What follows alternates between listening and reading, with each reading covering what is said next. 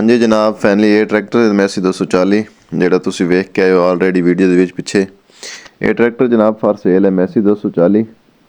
ਗੱਡੀ ਦਾ ਤੁਸੀਂ ਰਿਵਿਊ ਕਰਦੇ ਹੋ ਜਨਾਬ, ਟਾਇਰਾਂ ਦੀ ਕੰਡੀਸ਼ਨ ਵਗੈਰਾ ਸਾਰਾ ਕੁਝ ਤੁਸੀਂ ਵੇਖ ਲਈ ਜਨਾਬ। ਅਸੀਂ ਤੁਹਾਨੂੰ ਦੇਣੀ ਹੁਣ ਗੱਡੀ ਦੀ ਡਿਟੇਲ। ਗੱਡੀ ਦੀ ਵੀਡੀਓ ਬਣਾ ਕੇ ਤੁਸੀਂ ਚੈੱਕ ਕੀਤੀ ਹੈ, ਸਾਰੀ ਵੀਡੀਓ ਚੈੱਕ ਕੀਤੀ, ਸਲਫ ਮਾਰ ਕੇ ਚਲਾ ਕੇ ਸਾਰੀ ਗੱਡੀ ਦੀ ਚੈਕਿੰਗ ਚੁਕਿੰਗ ਤੁਹਾਨੂੰ ਕਰਾਤੇ ਜਨਾਬ।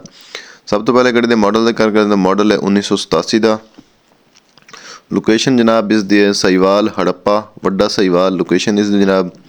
ਡਿਮਾਂਡ ਇਸ ਦੇ ਮਾਲਿਕ ਕਰ ਰਹੇ ਨੇ 5,50,000 ਰੁਪਇਆ, 5,20,000 ਦੀ ਯੈਸ ਨੋ ਆ, ਯੈਸ ਨੋ।